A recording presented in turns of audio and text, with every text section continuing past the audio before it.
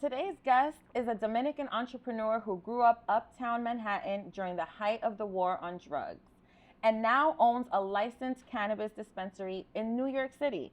From Washington Heights and Sugar Hill to Wall Street celebrations and Manhattan storefronts, they didn't just witness the legalization, they positioned it. This is Ramon Reyes.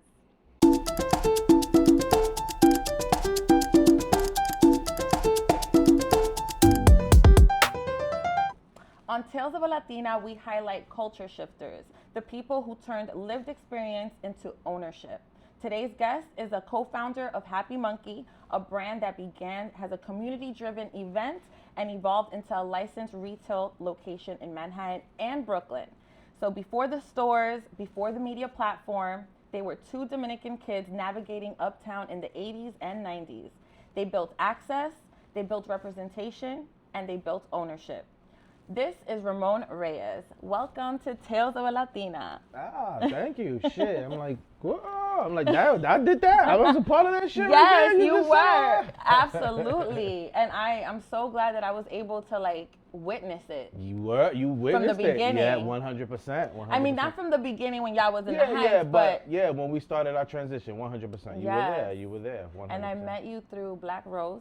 Shout out to Rosie. Shout out to Black Rose. Absolutely. That's the sis. She was on season one, and I love her. So you already know. No, I mean, I can't thank you enough. You've been very supportive since the beginning, and for us, like you just said, from the streets to getting into media and other things, the fact that you supported us from the beginning, right? So yes. It was like a big deal. So, I'm glad that I'm here now, yes. watching you do your own shit. Thank you know what I mean? Like, yes. I love this right here. And we always start the show at the very beginning. Let's do it. What was baby Ramon like? Tell us that. What were you like growing up? What were the things that you did? Where did you grow up exactly? Washington Heights. Typical straight up Dominican, Black American, neighborhood, because I was at the tip of Washington Heights where Washington Heights starts. Baby Ramon, is youngest out of 4 brothers. I know even though everybody mistake me and Vlad as brothers, even though he's my brother from another That's your mother. Brother, yeah. I got 3 older brothers, so I'm like the youngest of 4. Were you shy, outspoken? I was a little shy. I wasn't too much outspoken. I was very observant. That's always been my thing. Very silent,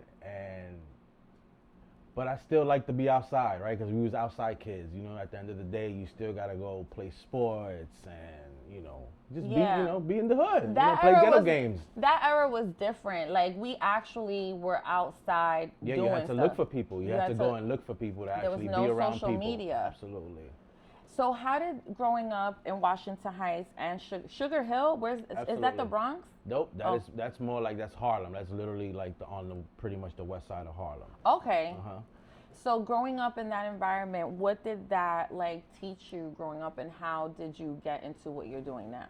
Well, Washington Heights in that era, we're talking 80s and the 90s, right? A lot of it was very community driven at the moment, right? A lot of everybody's parents knew each other, the bodegueros, everybody kind of knew each other at that moment, right? But it was also, at the end of the day, it was drug wholesale. It was a wholesale area. The whole area was places that, I think people when they think drugs and crack and stuff, they think New Jack City and they think a bunch of hell holes and crack holes and all this stuff.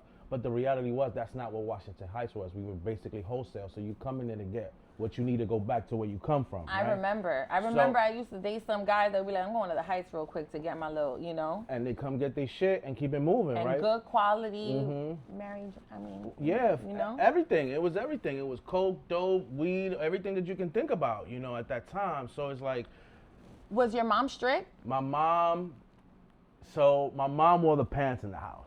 It was like I just said, That's I was the most Dominican moms. I was the youngest of 4, and it was all boys, and she wore the pants of the house. She tried to be as strict as she could be, right? Was it a single parent household? It was.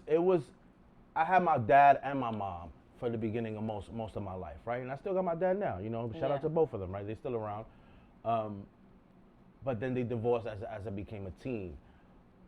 So I did experience having both parents in the house.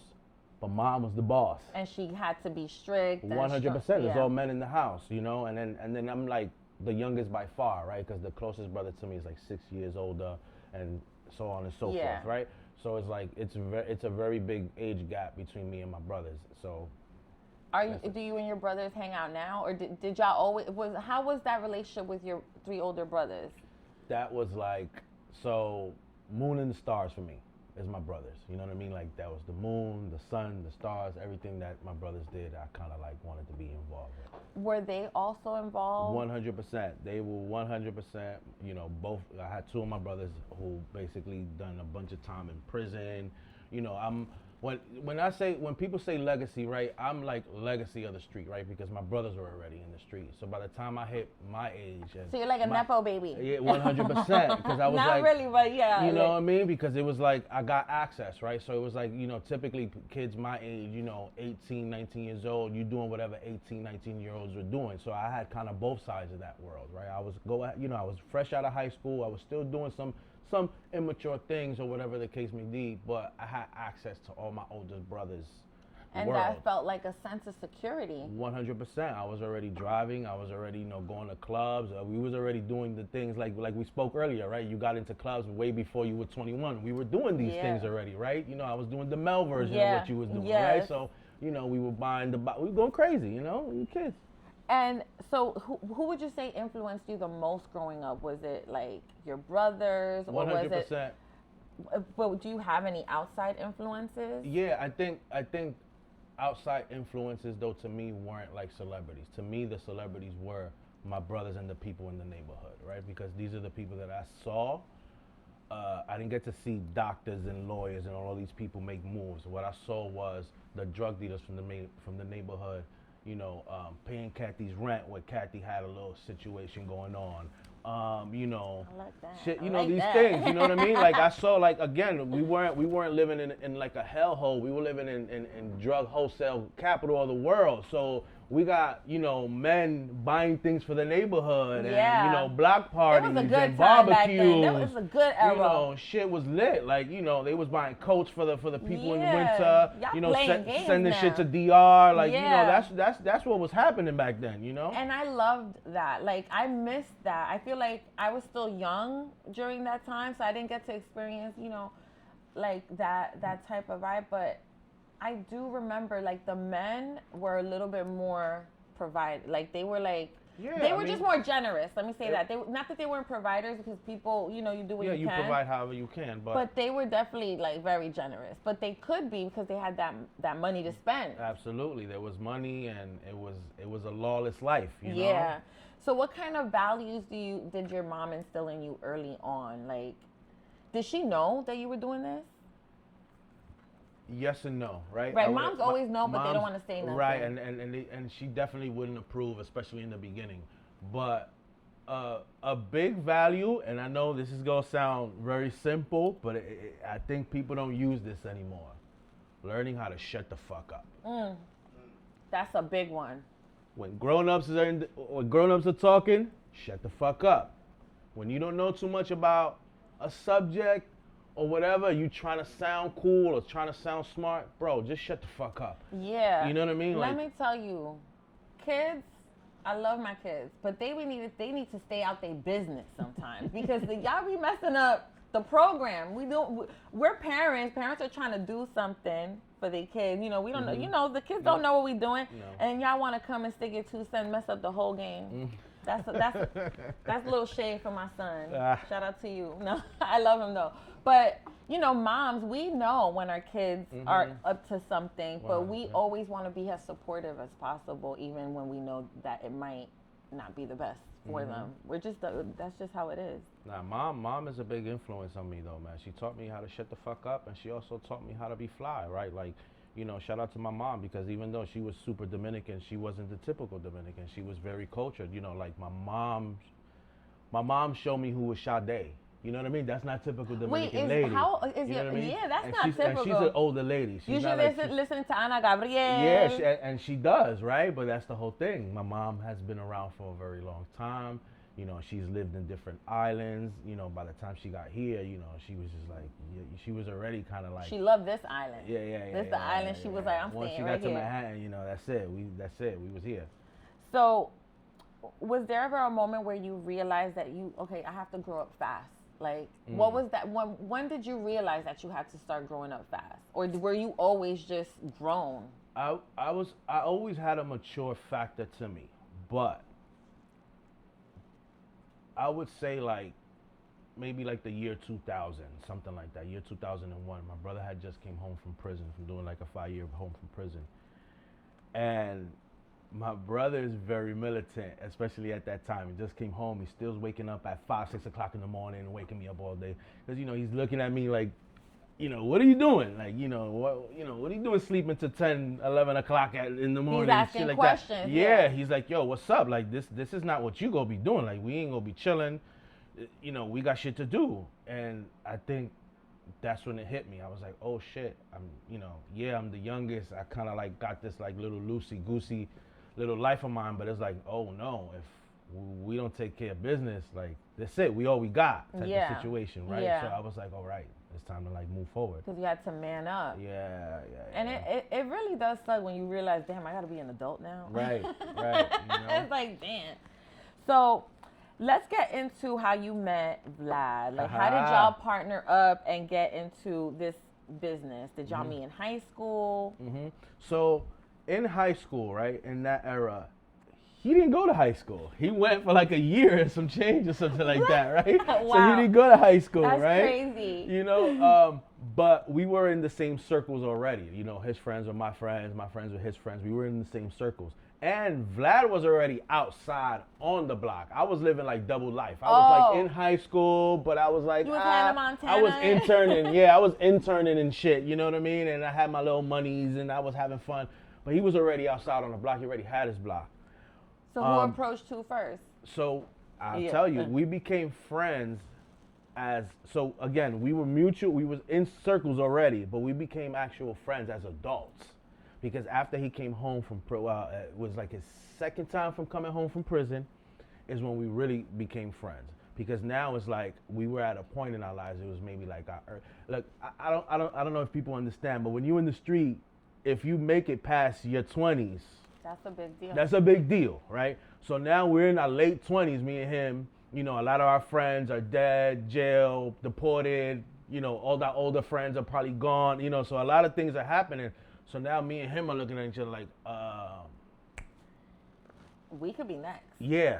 And, we pretty much the last of the Mohicans, especially when you're in the street trying to live by honor and a code. Those honors and codes don't necessarily really exist.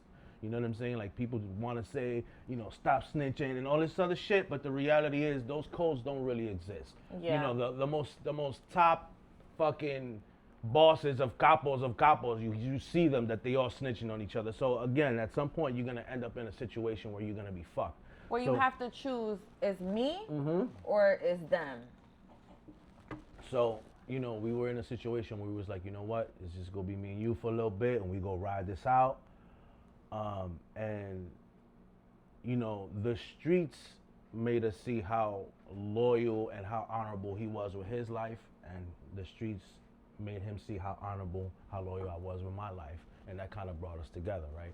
So we kind of just like wrote it out for the next couple years until I came up with Happy Munkey, and then we kind of like boom, like So that was explosion. So that concept, you came up with it, and he was like, and he was just like, yes. Yeah, is that it kind of took a moment for him to see it, but once he saw it, it got him going, and as you see, he's the face, right? Everybody knows Vlad because I knew that he would.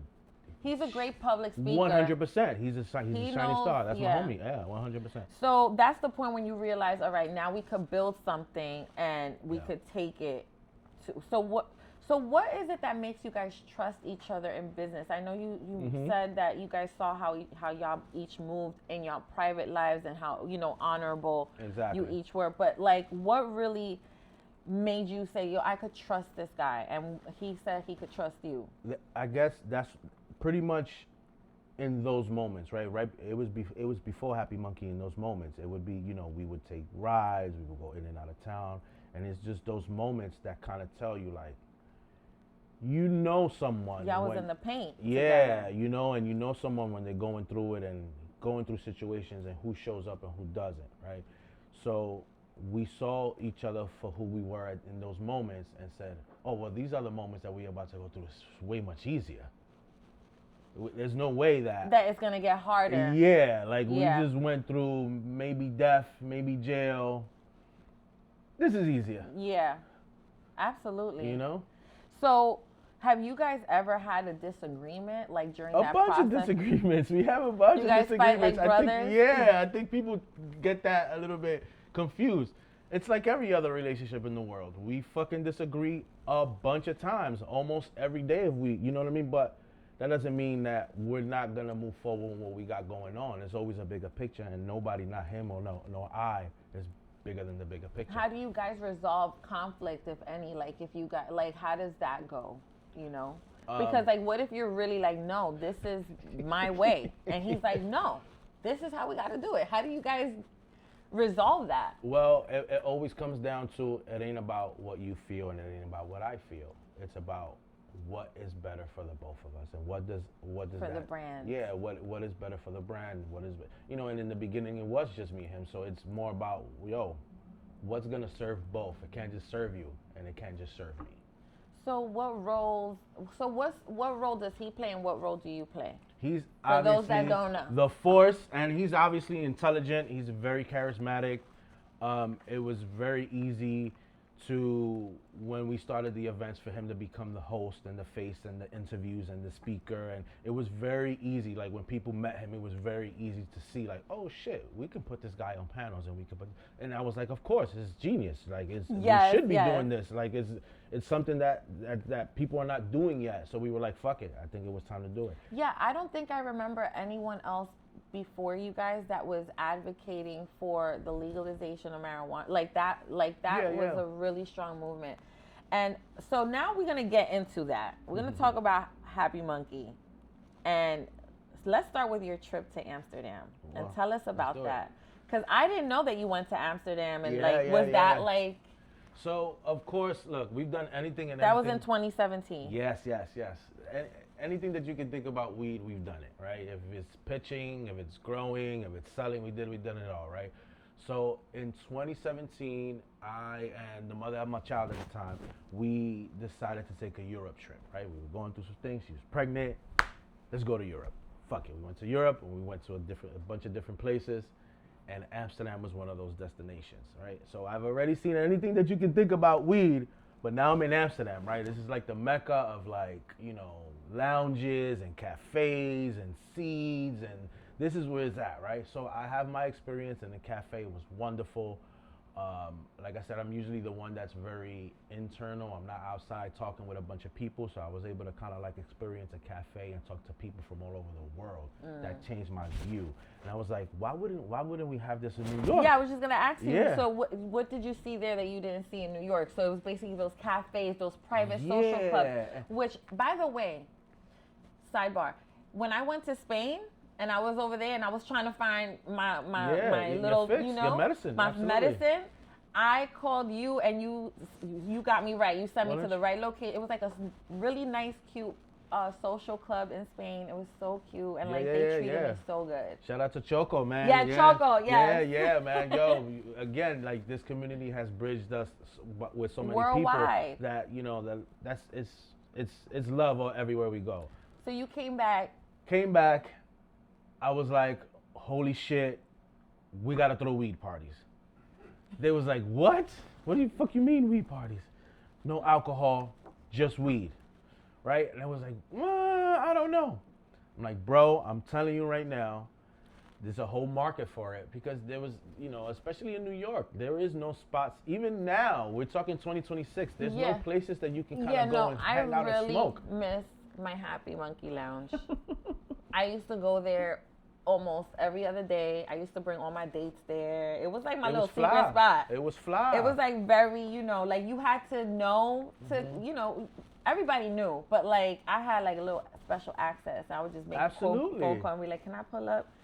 Come through. This room reminds me of it, right? It's very low key. It's beautiful. It's on the low. You know. Shout out to the Jue Lounge. But this was the vibe, right? Like, I think when I got back, I was like, yo, guys, I think this is something that we have to do. And it took it took my partners a while to kind of like, you know, like get with the concept.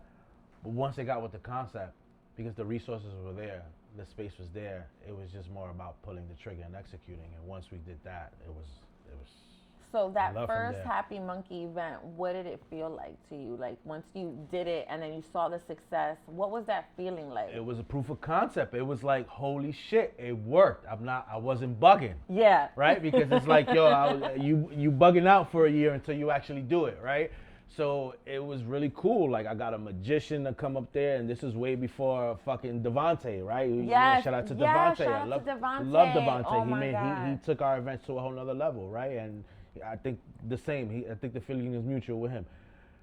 I got like this, you know, real cool friend of mine, Raggedy Supreme. He came and did like just magician shit, and people were just hanging out and smoking. And we had my niece came and did DJs. That's another thing. And the edible. Then y'all did. We had a whole secret dispensary in the fucking back room. You know what I mean? Like I think people weren't thinking about doing these things yet, and I was like, hell no! Like we risked everything and anything already. Like this is like very minimum. I said, let's just fucking throw events. What's the worst that can happen?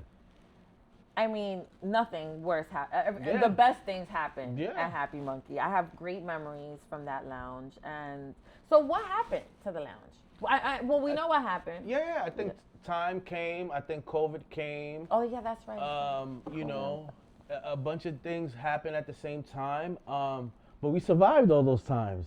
So, like, yo. Y'all did survive. And now you have 2 dispensaries, not 1, 2. And so I have to ask you, did legalization feel like justice for you? Like we won? Because you know, for a long time, it wasn't legal, and you would get scrutinized for like a little bit of weed. Well, we know that the facts are, and this ain't feelings or whatever I'm talking about. You know, the facts are and their numbers are. When we say they, we know we talking about the government numbers and all the statistics, right? Says that the people of color we are the people who suffered the most on the war on drugs, right? So them giving out licenses to the people who were harmed by the war on drugs first was their attempt to make due to justice, right? I think it was a good attempt. I think it was good intention. I don't think we've reached the point that we got justice yet. You know what I'm saying? I think we're getting there. I think especially in New York. What do you think, what would it take for that to like? I think it takes a lot more. I think first we gotta go federally legal all the way so we can start freeing all the prisoners that are in jail for non-violent weed crimes. They ain't in there violently.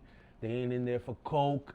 They ain't in there for dope. They literally in there for just weed. Yeah. So now, you know, of course I feel good for getting licensed, right? But there's a bunch of these guys that got the same story like me and Vlad and our partners and everybody else that are sitting in prison for a long time. They're not even sitting there for like, you know, a 6-month situation. They're in federal prison. Federal prison don't give you 6 months. So you're in there for a long time for literally just either possessing or selling weed. You need to free these guys. Yeah. And women. Oh my God, I got a story. So when I was like 21, me and my son's father were like walking in the neighborhood, hanging out. He had just finished cutting hair. And the boys came. They just ran up on us. And apparently he had a warrant for his arrest, but he also had like some weed in his pocket. Yeah. But it was like a little bit.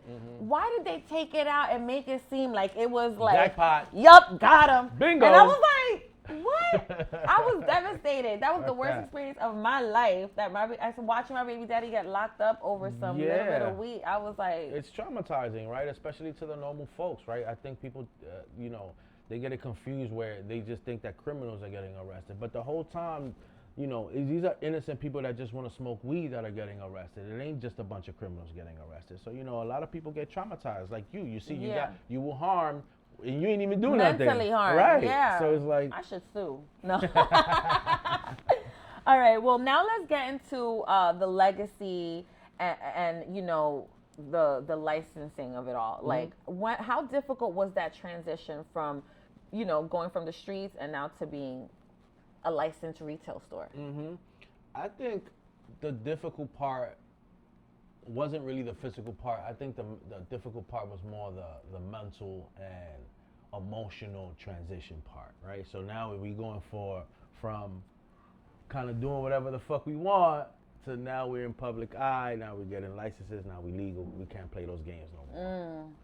So I think that part is what kind of changed a little bit, right? So it's like, shit, you know, I can't really move the way, yeah. Yeah. But that's, you know, but it's good. It is, because, you know, we grown and you had to grow up at some point, you know what I mean? Because I think that's what it is too. You know, we did see that at some point we can't really be in the way.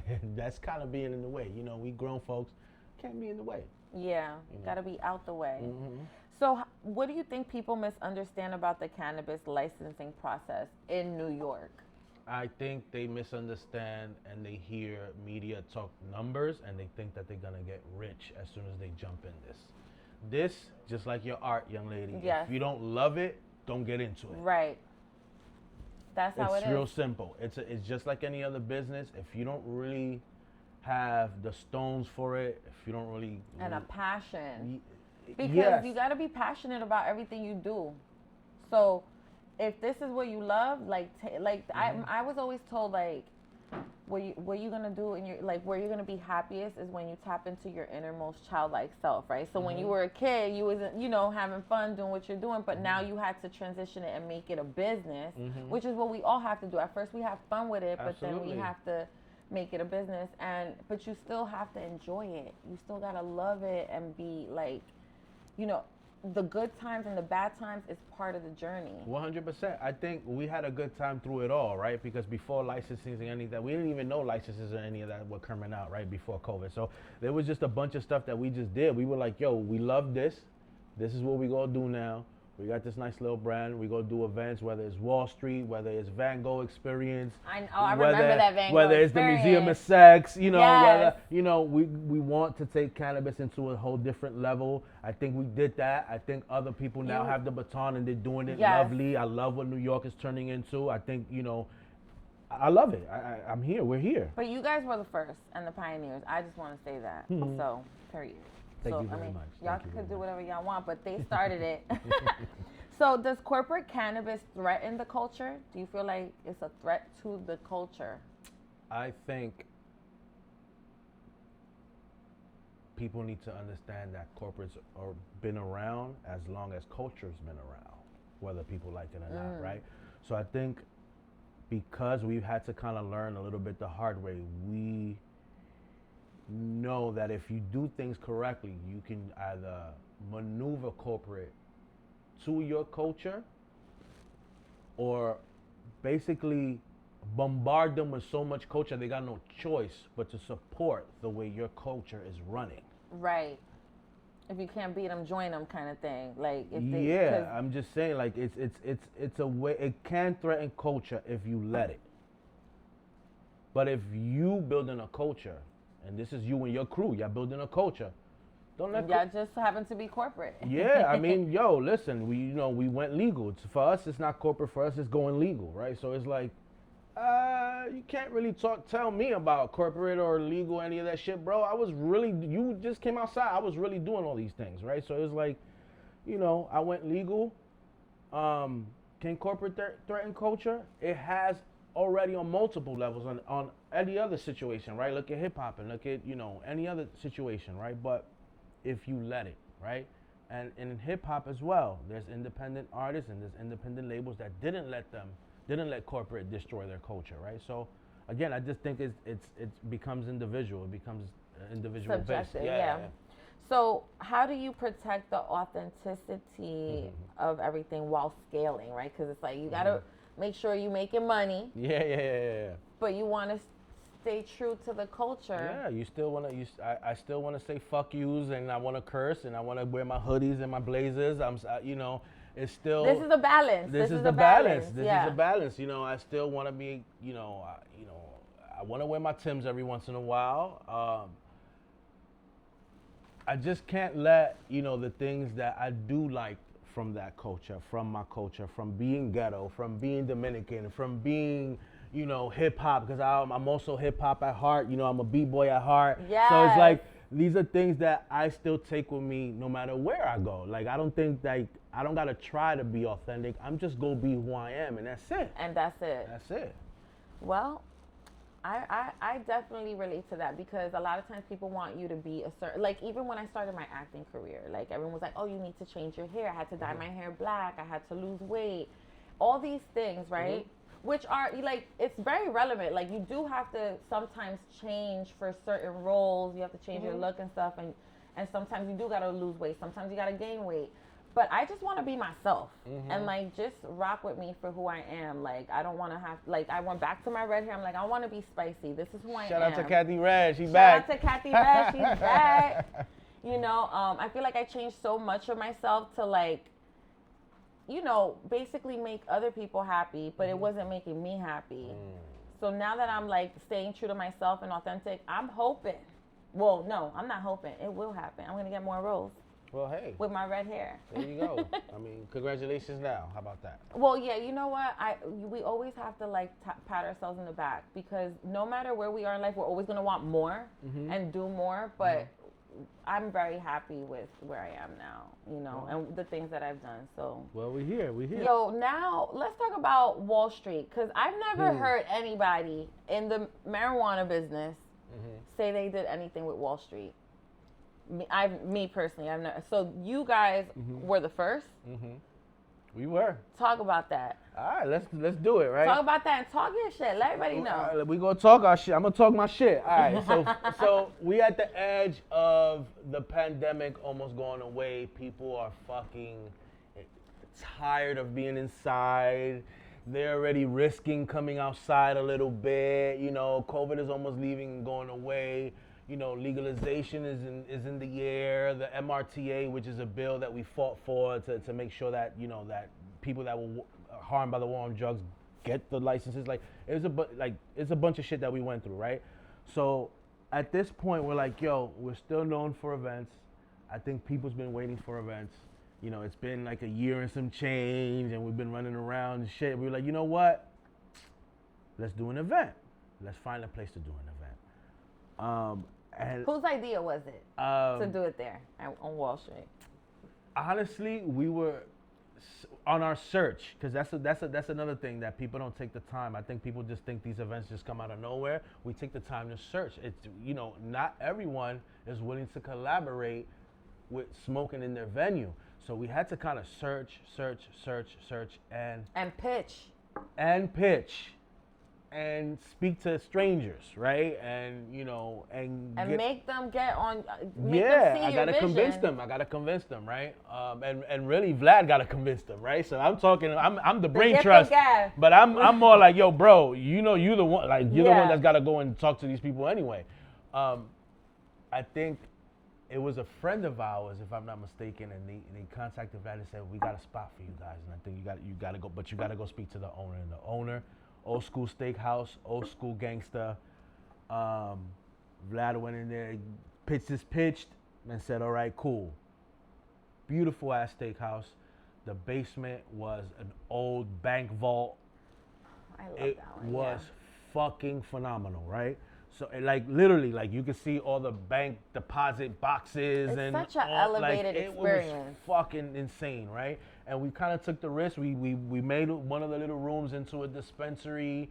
And again, it was just another event that's never been done before, and in a space that's never been done before. Literally right across the street from the Wall Street Exchange, where you can see the little statue of the little girl looking up at the Wall Street Exchange. It was perfect. It was fucking perfect. It was insane. It was something that's never been done before. And again, we've been doing this since the beginning. Like, I think we've been testing water since the beginning. 2017, did it at the events. 2018, we did a boat party. You know, a weed boat party, right? It's never been done before. I didn't go, but I heard about it. It was legendary. All you had to do was show up, and you received a bag with weed, and everybody was smoking. It was a great fucking good time. We went around the whole island of Manhattan. It was insane. You know, we kept pushing the boundaries. We went to Wall Street, did that. You know, we did the fucking Van Gogh experience. We did that shit, and we did it 2 nights in a row. Sold it out. We did an all-white party. Shit was insane, right? We got the news there, like.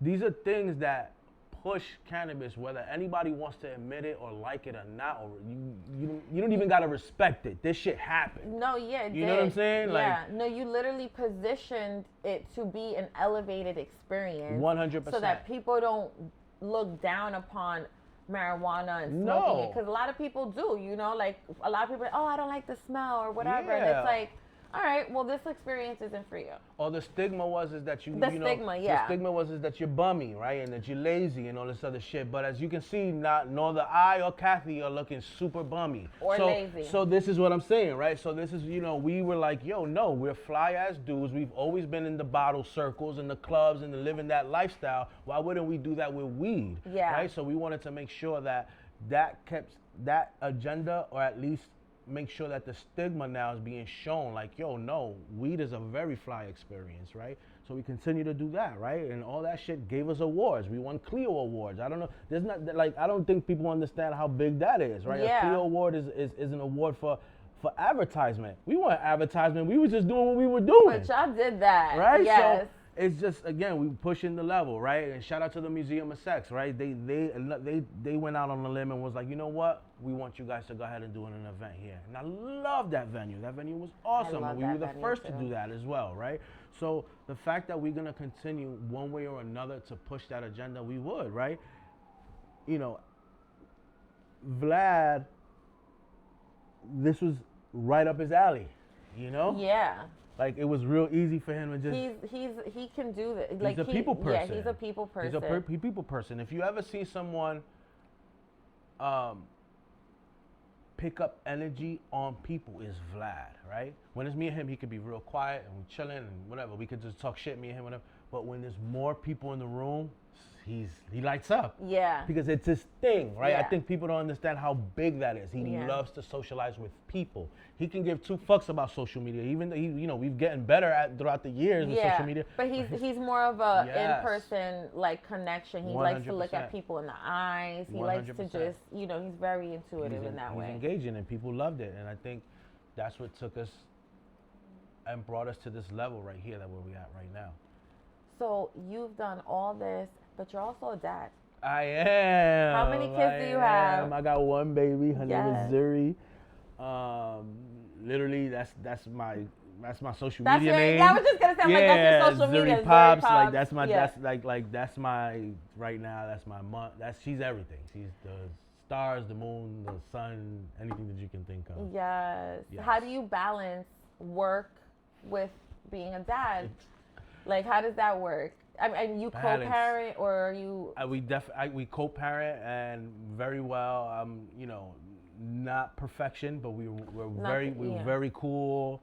My daughter receives nothing but love. She only sees love even when we're together. You know what I mean? There's all three of us at a situation, school or whatever. Because my daughter doesn't even know if we're together or not. Right. Like, she just knows she has a mom and a dad, and they treat her good. And they treat her good. They live in separate places, but she's just living her life. That's how it's supposed to be, though. Mm-hmm. Like, co-parenting is not supposed to be hard. It's supposed to be very. I mean, there will be moments because everybody has their differences on their vision for their kid. Like, you might have one vision and she has another, but ultimately, like, if it's easy breezy, that's a great example. No. Yeah, shout out to her mom, yo. Her mom is awesome. I don't call her my baby mom because she's not. She is the mother of my child. She is the leader in my child's life, right? Yes. So I just try to make sure I support that and I spend as much time as I can with my daughter because she's awesome. Yes. And I'm not a weekend dad. I'm with her as much time as I can. Like, I'm an entrepreneur, so I free up time that if I have to go pick her up, if I have to go do this, like I do go, I do doctor visits if I have to. You know what I mean? Like, I'm there. You know what I mean? I'm 100%. Do you ever look back and, like, when you were a teenager and be like, wow, like, I'm a whole dad? Yes. Because I was this kid is an adult now, for real. Yeah, I was not thinking of having children for a very long time. I had my daughter when I was like 34. So, I waited. dodged. Wow, you're a good Dominican man. 100%. I wasn't out there wilding. But even though I kind of was, I just did it well. Yeah, you did it well. Yeah, she was great. Like, and the reality is, Happy Munkey was born when she was born. Wow. You know, she was born 2017, June 17.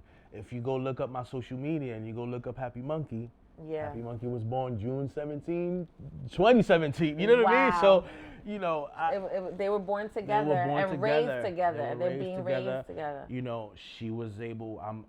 I'm proud of that transition because she didn't see the young wild me. She's seeing the adult me. She's seeing the entrepreneur, The version that the owner, the man that you are, that you were, you know, like you're such a great example for her to see, like, this is my dad. Like, I try to be. I try. So, all right, now we're going to get into the fun part. Let's go. Okay? Let's go. Because we're going to get back to some more questions. But first, we're going to do a quick Cheeseman 60. And you already know what time it is, She okay? got me drinking, y'all, so I'm going to answer. Yes, take more liquor because you got to be inebriated. I'm usually smoking on these podcasts. I was already smoking, though, so you got I know, we don't smoke on this one, but we have good, we can talk about it and we can drink. All right, let's do it. So, all right, there's a rapid fire. Uptown or downtown? Uptown. Indica or sativa? Sativa. Who's more stubborn, you or Vlad? Me. Who apologizes first, you or Vlad? Him. He's better at it. He's better at it. I'm sorry. He's better at it. Corporate suit or hoodies forever? Both. Period. Both. Who handles pressure better, you or Vlad? Him. Okay. I'm just more silent about it, but him. Okay. I would say him. Yeah. And who checks the numbers more? Me. I'm fucking, yeah, I'm probably checking every day. So block party or private dinner? Ooh, both. I'm going to keep it real. I'm going to say both because I like my ratchet moments. Yeah. But I like my little dinners, you know? It's that balance. Yeah. Who would survive a reality show longer, you or Vlad? Me. Why you say that? Because I think I'm a little bit more disciplined. I'm not going to fall into the bullshit. I think he's going to, Mucha confianza. He's not going to, yeah.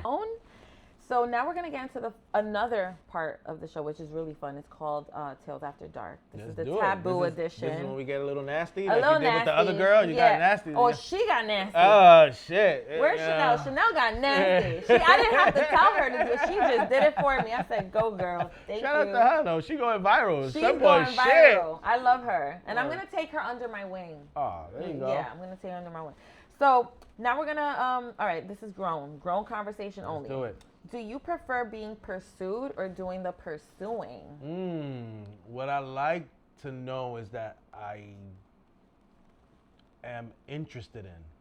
So, that she likes you. Yeah. Show some. You want to see interest. Yeah. From the You other don't necessarily party. have to pursue me if I know you like me. Then I got it. I'll take it from there. So like, if she's like, "Yo, go tell him I like him," like to one of her friends, and that's it. That's over. That's the end. Okay. All right, cool. All right, ladies. We'll take it from there. Shoot your shot. Shoot.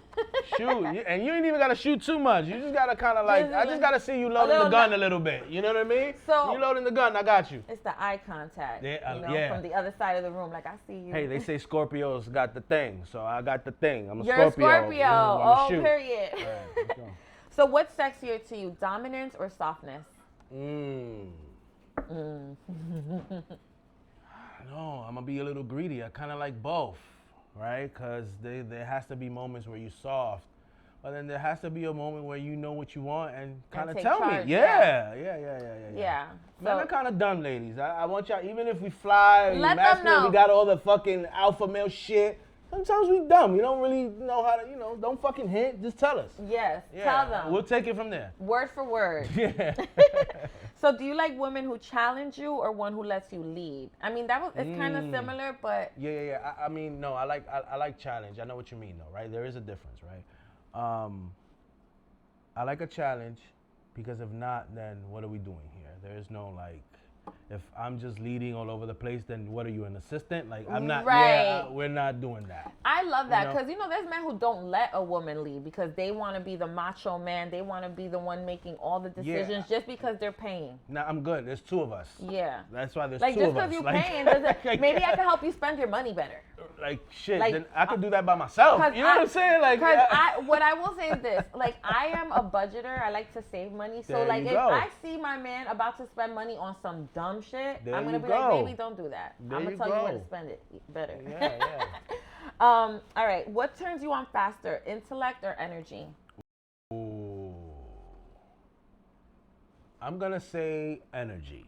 Why? Because intellect comes afterwards. Intellect comes after a real conversation, after real life shit. Like I think I can catch your energy as soon as you walk in the room. And you can probably teach her something too. Mm-hmm. Like if she has good energy, Yeah. but she's a teachable person. Like not Yes. saying that you gotta teach Yeah, somebody, no. but You gotta be teachable. intellect 100%. comes from being a person who likes to be taught or who's open to No, if you have intellect, right, that means you've studied for a long time, right? Intellect can come with working at it, right? Yeah. But you can't get energy. Energy you can't work. You can kind of Yeah. work on your energy You a can work little on bit, your energy and fix it, but people got to call you out on it. Because if you don't know that your energy is off, how would you fix it? And intellect, you can, again, it's great that you have a vocabulary. But what do I give a fuck if, right. like, if all those big words for nothing. Yeah, like off. if you all off and shit like that. I'm already jerky. I don't need another jerky intellect person. I need somebody who got great energy. Let's go. So, are you more dangerous when you're emotionally connected or emotionally detached? Ooh, I say emotionally connected. Because if we connected, we connected. Yeah. I'm there all the way. I got your back until the wheels fall off. So is that dangerous for you or for her? I think it's more dangerous for me. Right. Than it is for her. Because you're all in. Yeah, I'm all in. Are you the type of person that, like, when you're with, are you loyal? 100%. I know most guys ain't gonna say the truth anyway. Yeah. I mean, this is how you can tell, especially somebody in my age group, if my loyalty is what I say I am. Most of my friends are still most of my friends. I ain't got a lot of strangers and shit like that. You know what I mean? The friends that you If have anything, have been there for years. Like, me and Vlad have about 14 years hanging out together. That's not changing. Yeah. You know what I mean? Especially now. So it's like, you can kind of see, you know what I mean? Like, I still have the same street friends or my friends that are, real good people and janitors and, whatever the case may be, these are still my friends. You know what I mean? More than that, I can't, And it's a blessing to have friends for that long these days. Mm-hmm. So. Shout out to my day ones. Yes. Y'all know who y'all are. Shout out to my day ones. They're all here. Literally. All right. So have you ever wanted someone simply because they were off limits? No. You don't want what's not yours. I don't want what's not mine. That shit got nothing to do with me. Are you disciplined in business but reckless in desire? Yes. I'm going to say yeah. I can't say him. So you're a lover boy. I'm a lover boy. I love to love. I don't fall in love fast, but I love what I love. And when I love it, I'm okay with it. Like, this is my shit and I want it and we go run with it. Are you territorial? No. Jealous? These questions. I love these questions. Maybe 24-year-old me, but not now. Not now. So, like, if you was dating a girl and she was being a little thotty-thot, well, not that she was being thotty-thot, but no, let's say. No, I'm okay. We good. Like I don't know if anybody's been to Carnival Trinidad. Like I haven't. I want to go. Me and the mother of my child been to Trinidad like 4 years in a row. Oh yeah, and the guys if you have don't to know, shake. Yeah. I mean, if you don't know what Jue is, I know y'all know what Jue is in Brooklyn, but Jue in Trinidad is in a whole nother level. And you gotta be okay, and you gotta be open and wild. But we're both of y'all doing it? 100%. Okay, good, I mean, we wilding out. Yeah. We dancing with everybody. I mean, it's just literally dancing. It's not like we fucking everybody on the street. I couldn't do that. Like, I couldn't we living. If I was in Juve and I saw my man, I'd be like, mira muchachito. Hey, get ready. It's lit. Nah, I want to go though. I want to go. So, what hits your ego harder, rejection or indifference? If it even hits your ego. Even if some people don't even work from that. Yeah, I don't think I work from ego, but I think indifference to me, because rejection, I don't know. I've been rejected. You could care less. Yeah. People say no to me. It is what it is. You kind of if I still want whatever I want, I'm gonna figure it out another way. So rejection is not really much the problem. Indifference. What's harder, building wealth or maintaining intimacy? I'm not wealthy yet. So I don't know. No, but like maintaining the wealth that you like, what, Right. like your business, like making sure that's or maintaining an intimate relationship. What's harder? I think I'm going to go with intimacy at the moment. Because I've been single for a little while now, right? So I think being able to hold space with someone and be responsible for someone. Because even though people want to act like, listen, when you get into a relationship with somebody, I think you two are responsible for each other at that moment, right? Yeah. I don't know about before or after, but Yeah. when you're together, and what do I mean by that, right? Especially as adults. Like if you get sick, Yeah. it should be your woman's responsibility to make sure Right. you're good and feeling, because you got to get back to work and do what you got to do. You Other can't way stay around, sick, right? And the other way around. Same shit, If right? I'm in a hospital bed dying, I expect you to come see me. Shit, you know? I mean, you know, laws of the land, right? You with someone, you're responsible for this person. And I think right now, being responsible for another person, to me, is a little bit more difficult than building money, building a business and building, because these are just actionable things. Things are, you know, those things are by task. Yeah. And they get done. With a person, it's not necessary. You could go ahead and name and put a list down of tasks that we both got to do for each other. That shit ain't the only thing. That's not what make up a relationship, right? Yeah. All those tasks is great, and I see all these podcasts and all these great communicators and all this other shit.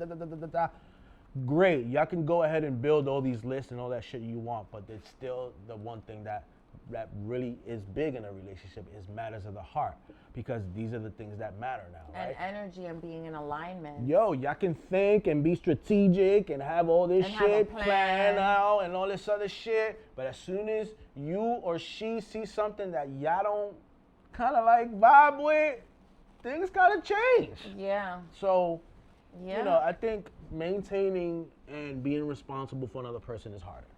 That's true. I agree. I agree. What's more addictive, the grind or the attention that y'all get from all the grind that y'all put in? Ooh, I think for me is the grind, because now it's a different grind. I learned, oh shit, I can be intense with something else too, because in the street, even if you're loosey-goosey, you gotta kind of be disciplined and you gotta kind of be intense. You gotta be willing to do things that other people are not willing to do if you wanna kind of succeed, right? Yeah. So it's kind of the same purpose here with this now. It's like, oh shit, now I could kind of go crazy with this a little bit. I kind of like, the grind to me is a little bit more addictive, yeah. Yeah, the grind is addictive to me too. I love working. Like, the attention comes with it. I feel like when you grind hard and you're known for what you do, the attention comes with it. But I'm more addicted to the grind. I don't think it's making If money. I had to be a fan of something that's similar to that, I would say acknowledgement, not attention. I give like two fucks acknowledgement. about attention. I like people that Like, acknowledgement. I can give two fucks about attention. I don't want to walk into a room and have everybody. I don't necessarily need everybody to hey, hi, Ramon, blah, blah, blah.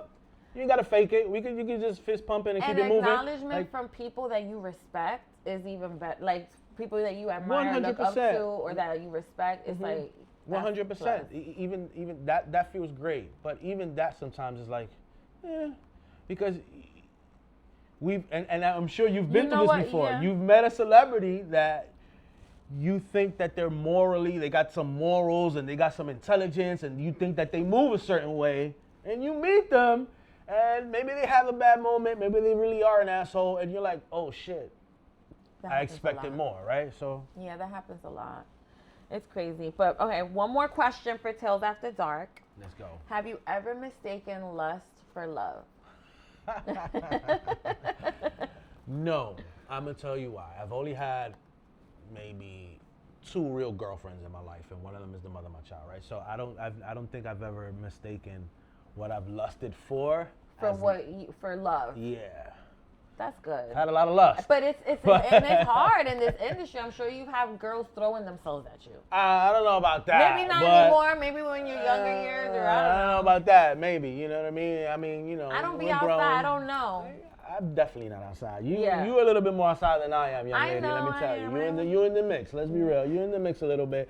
But yeah, I don't think No, I think, women don't throw themselves at me, and when they do, It's not attractive. It's not, I mean. But you did say you want to know if they like you.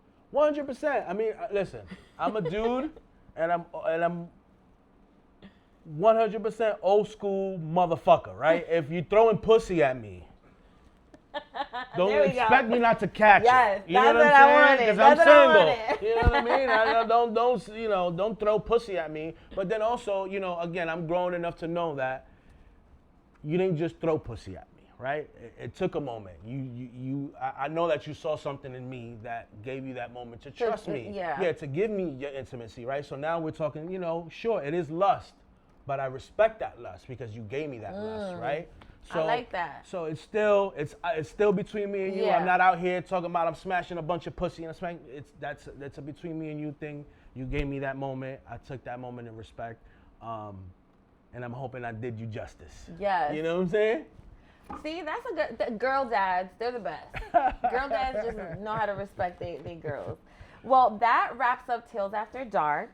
Okay. Did you like it? Did you have fun? I did. How's the interview going so far? You got me. We talking some shit. I've been on a couple interviews and podcasts and stuff, but I've never. You've never opened up like this. Yeah, no, not Tales at all, After Dark, Tales of a Latina. That's what we do here. Yes, ma'am. It's a Gracias. safe space. It's a safe space for you to open up because we're not trying to narrate what your lived experience is, Mm-hmm. But so now we're going to close out the show in a little bit, but I want to ask you, where do you see Happy Munkey in 10 years from now? Oof. Wow. All right. Well, that's a deep question, right? Because first of all, I didn't even see Happy Munkey going this far. We was just like, fuck it. We just going to do what we do. And we're just happy to be here. Hopefully, we're at the point where we at real business, right? Like, I know we're business now and we have these stores or whatever the case may be, but it can become a thing where it could brand other things and not just, of course we came from weed, right? Coca-Cola started with Coke. You know what I mean? At some point, oh, they did. 100%. Like Coca-Cola used to put Coke in their soda. Why So, we don't get that soda now? No, I'm joking. Why y'all change the recipe? No, I'm joking. So we started with weed. Hopefully, it'll be a thing. It could either be a product. It could either be something that's maybe media. It could be, again, hopefully can be something that it's an umbrella or a big. It is going to be because I already know that that's in the plan. That's already in the plan. Yeah. I mean, you guys are doing it. And I'm hoping that it takes us to a level where, our children can kind of have way much more options than we did, and kind of just don't feel like, you kind of just got to deal with what's in front of you when, no, you can deal with the many things that's in front of you. Yeah. You know what I'm saying? And you can make something big out of something so small. You can start off with like a little small idea and then it just keeps growing. You keep adding to it. It's a seed that was planted that now is a whole tree. Yeah, literally. Who knows? We could fucking have a collaboration with Oreo cookies. We're weed, right? So I would love to be in bed with like fucking somebody who makes munchies, somebody who fucking a drink that cures cotton mouth, some shit, Oreo. We need that collab with Happy Munkey. So I'm telling you right now, Oreo, Nabisco. Somebody. Somebody, Nilla. Nilla, okay, yeah. All the cookie brands, reach out. Yo. So what does Choose Happy really mean beyond the brand? Oof. So for me, like I said, Vlad is very social. He's happy, boom, boom, boom. Me, I don't thrive on those things, right? So my thing was to make sure to look for people that are like me to make sure that they're provided happiness, right? Because, again, there was a long life of no happiness, right? So for me, when we thought of Happy Munkey, We didn't want to be like what the tough street brands were trying to be at that moment. We're like, no, that's not what we're going into. We're going into something that's kind of like more positive, like And who I the love the fuck wants to monkey. be, you know? The monkey's just chilling there with his Word little, up, man. yeah, I love it. And shout out to the monkey, right? We might bring him back. I wanna at some point, do an Adult Swim miniseries, right? So Yes. I'm in this, for longevity, you know. Yes. So I would hope at some point, somebody in Adult Swim, holler at your boy. I got something. Adult Swim, we got ideas. Yeah. I got a whole concept ready to go. But yeah. I love that. No, and I see that. I see all these things happen. They are going to happen because you've already did so much that a lot of people have not been able to tap into that. They're just looking like, damn, how did they do that? Yeah, man. We just a lot of hard work. We just wanted people to be happy, to be honest. Period. You know what I mean? Like, why? Because of what we're grinding and what we're going through, what does that have to do with everybody else? Why can't we serve happy? And that's what that's about. We serve it happy. Okay. So what would you tell the Dominican kid from Uptown watching this episode right now? Ooh. Dominican, Black, Puerto Rican, Cuban, wherever you from. Wherever People you of from. color, child of color. Don't let, no matter how corny this might be sound, don't let nobody tell you that you can't do the shit that you want to do. Not only that, you have options now. You have resources now. Like, you don't need $1 million to make these things happen. You just need you and execution. If somebody else wants to follow that and help you, that's great.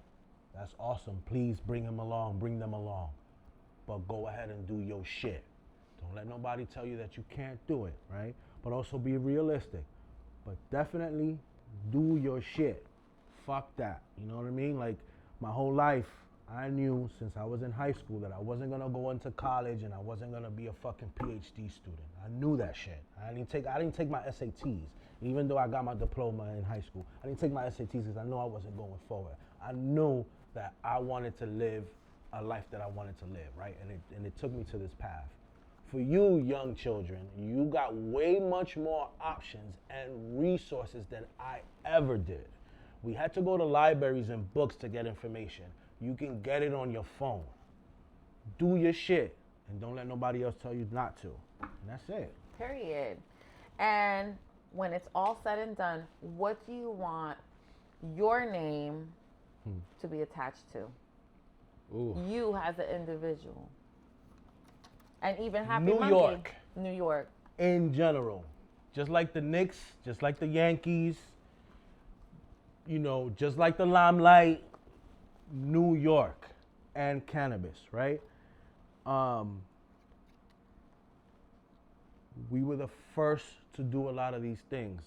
We were the first to right now, especially New York City, we the first state to have the freedom of smoking wherever you can smoke cigarettes at legally. You understand what I'm saying? We tied to that.